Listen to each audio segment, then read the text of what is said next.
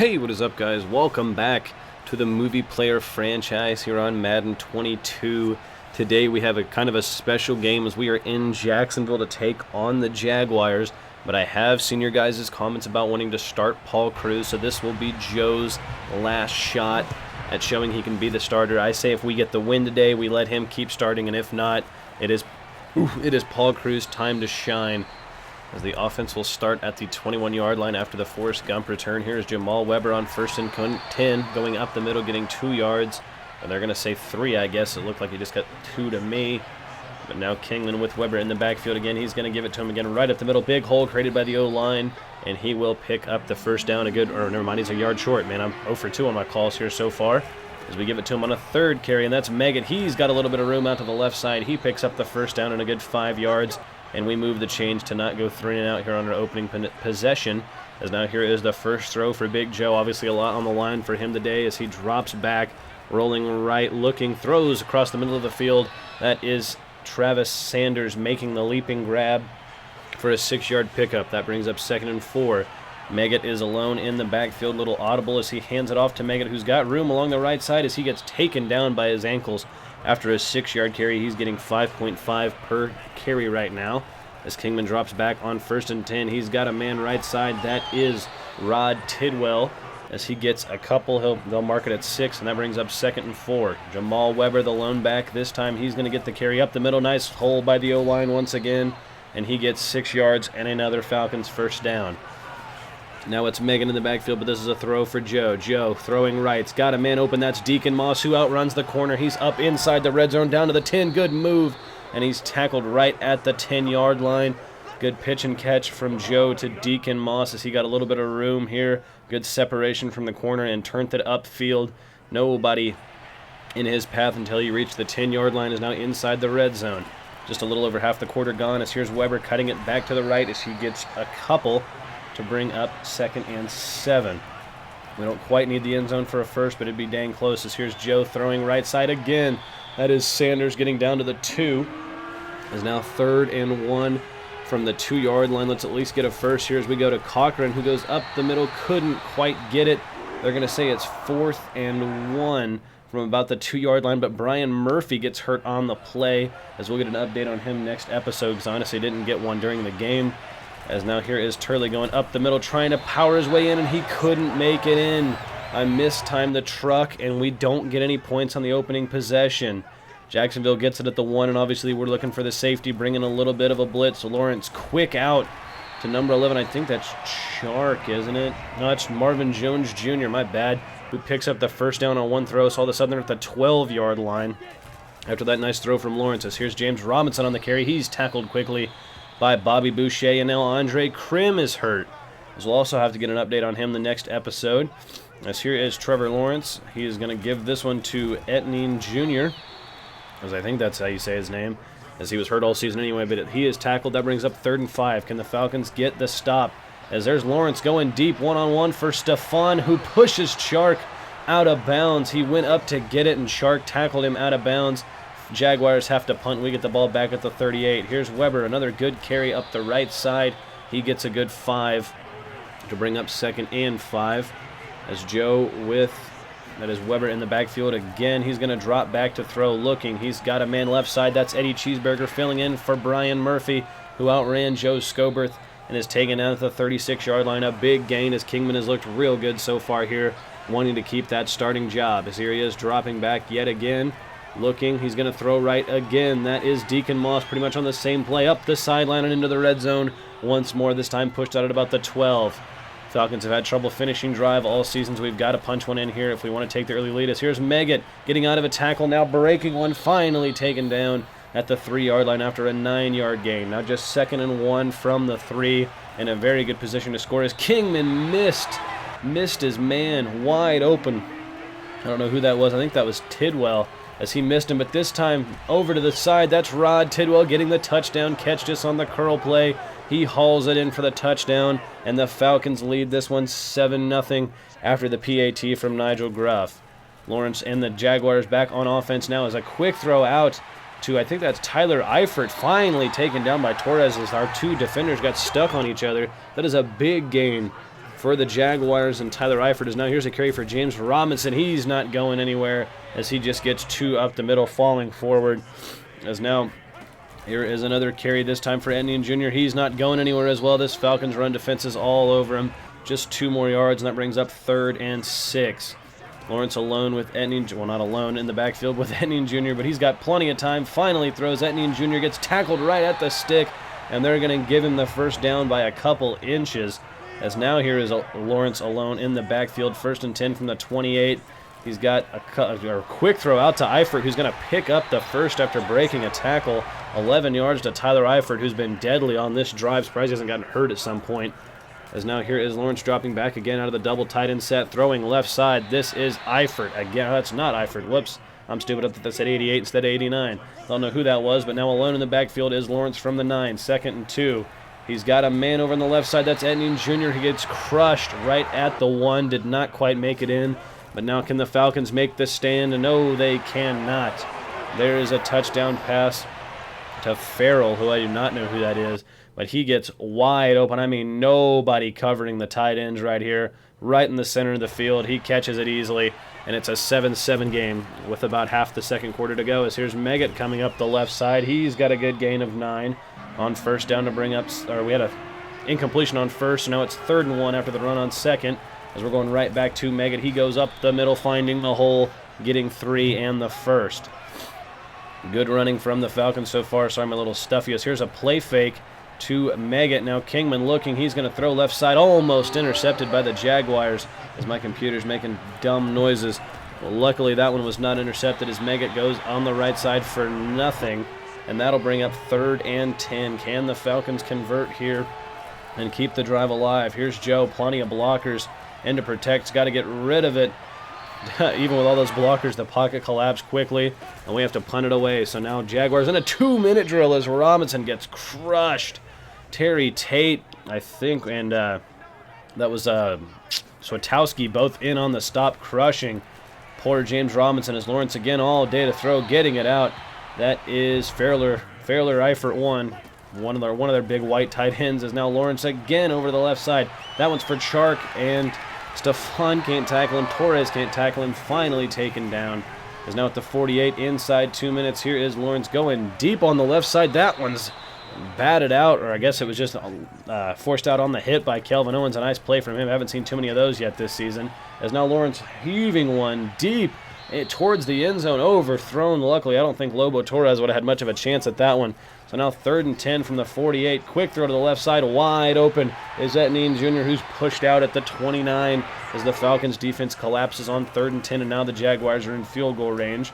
As now over the middle, there's a really big hit, forcing the ball out. Good coverage so far on this drive, honestly, by the Falcons, except for a key couple plays. As now Etienne Jr.'s inside the red zone, breaking tackles, getting around everybody. He's inside the 10, tackled down at the 9. A good run from the rookie. As now Lawrence dropping back yet again. Mr. Clemson throws it, and that one is dropped. Good coverage on the play from Torres. As now Etienne Jr. in the backfield with Lawrence, as I cannot speak. Throwing over to the 2, that's Laviska Shenault, who catches it and gets in. No tackle even attempted on him, as now we need some points before the half. Here's Kingman over the middle to Tidwell, and he just gets 6. There's 40 seconds. We got to kind of hurry here if we want to try to get points. As Kingman drops back again, looking, throwing, and that one is almost intercepted as well. Had a man for a second, but that brings up 3rd and 4. As here is Joe. He is going to get hit as he throws. Did not have a lot of time there. And with 32 seconds, we're going to have to punt it back to Jacksonville. So here they go from the 32 with less than 30 seconds, but 2 timeouts. So pretty much all day is over the middle. That's Shenault again, who is taken down quickly before he can get the first. Not that that really matters.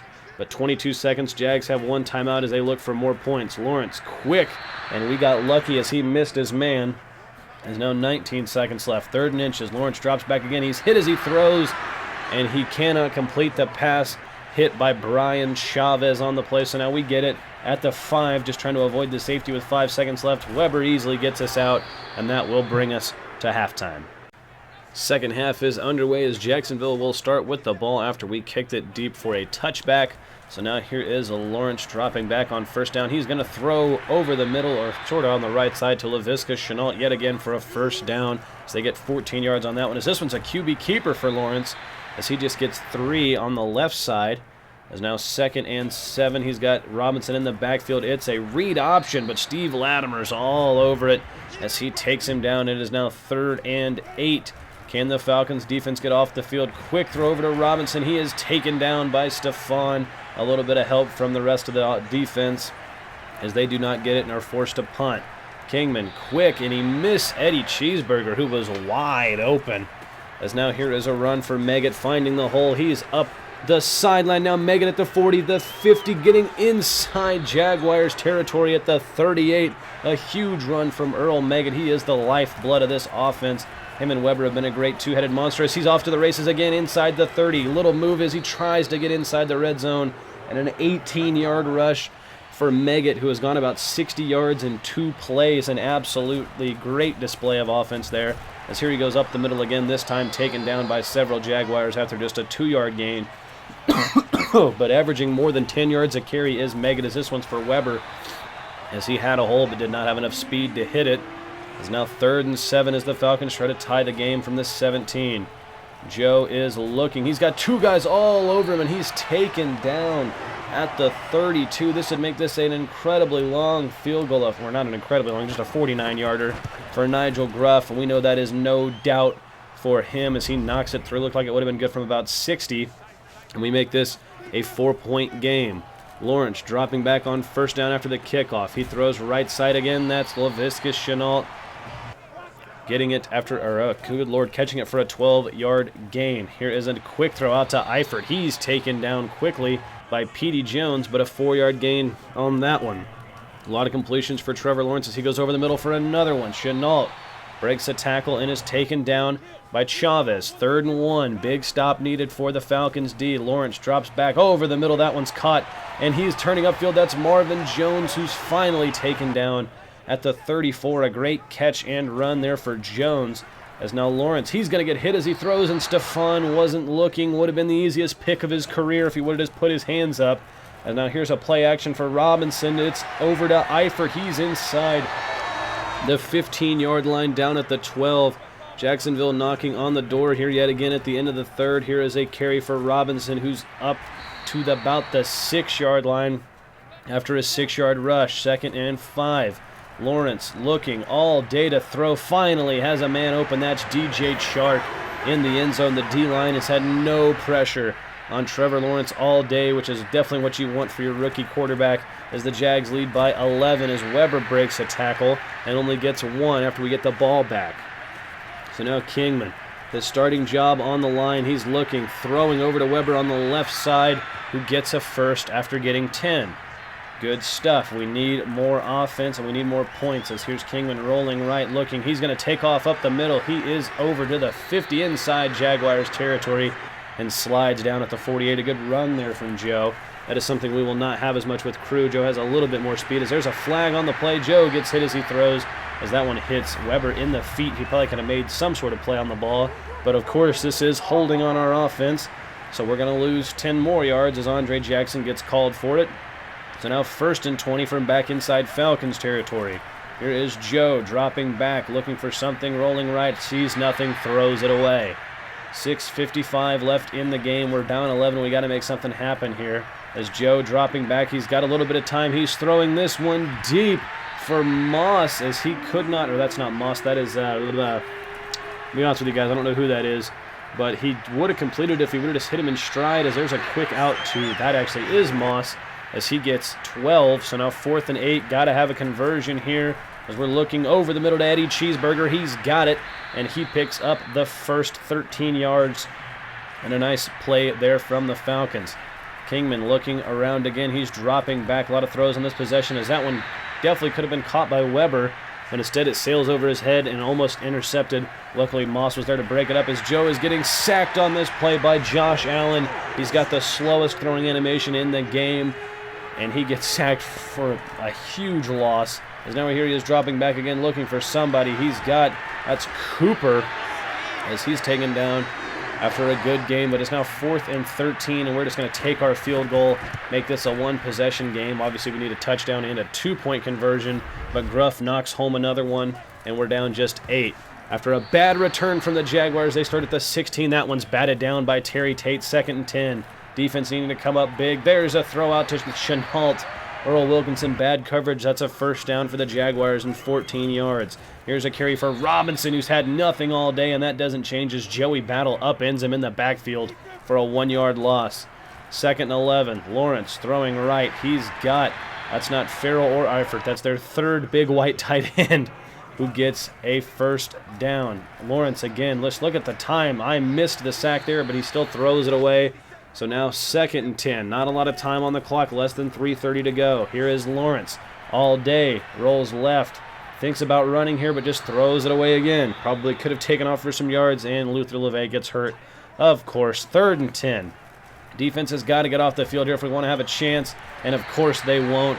Stephon allows Eifert to catch that on a curl route and get the first down right at the sticks because he has zero awareness. As now here's Eifert again. He gets popped, gets 12 yards, another first down, 2-minute warning. Robinson going up the middle. He's taken down after his first big run of the day. He gets 10 and makes it 2nd and inches. I mean, everything just falls apart for us here. 1:15 to go. Here's Lawrence on the read option. He's at the 20, protecting the ball down inside the 10 and finally taken down at the 5-yard line as we just cannot figure out how to get stops. Here's Robinson inside. He's going to take it into the end zone. As it looked like he may have fumbled there, but they're just going to say he got in. He was pretty clearly in, and Madden just doesn't care at that point. So now we're down 15 with a minute left, just trying to make some sort of miracle happen. Obviously, Joe wants to keep his starting job, but it's not looking good right now. So he's got really nobody open, but great protection. Throws to Weber, and we get a yard out of that play. At that point, we'll score. I mean, at that point, we wouldn't score all half if we get a yard every play. Because actually we just turn it over on downs. I don't know what I'm talking about. Jamal Weber gets a first down here. He's out 28 seconds. It's pretty much a lost cause at this point. Just trying to give Joe one final chance to show what he's got, and he gets sacked. Joe goes down almost instantly. That one wasn't his fault. That defender came through free because the O-line sucks. 2nd and 19. Joe, last play of the game, and he throws a pick. So that'll go ahead and seal this game. We drop this one to Jacksonville 13-28. And Paul Crewe will be the starter in the next episode, I promise. So here we are checking out some stats on the day. I don't care about Jacksonville stats, I just want to look at ours. Joe Kingman, 14 of 25, 1 touchdown, 1 interception, just 160 yards. Had a 30-yard pass, which is his longest completion. Not a great game, not his worst. Earl Maggett rushes for 94 yards, 36 for Weber, 16 for Kingman. No touchdowns through the ground, but Maggett with a 10.4 per carry. As Rod Tidwell had the most receptions with 3, but Deacon Moss had 65 and 43 yards after catch. Rod Tidwell caught our only touchdown pass. Michael Orr allowed 2 sacks. Jumbo Fumiko allowed 1. As now defensively, Earl Wilkinson led us in solo tackles with just 5. Total tackles was him as well. Stephon had 6. As TFL's Joey Battle, Stephen Latimer, a bunch of guys had those. No sacks, no interceptions. No forced fumbles, and just 2 pass deflections from Wilkinson and Owens. Obviously, Nigel Gruff was perfect on the day, but thank you guys so much for watching. If you enjoyed, please leave a like and subscribe, and I'll see all of you guys in the next video. Bye-bye.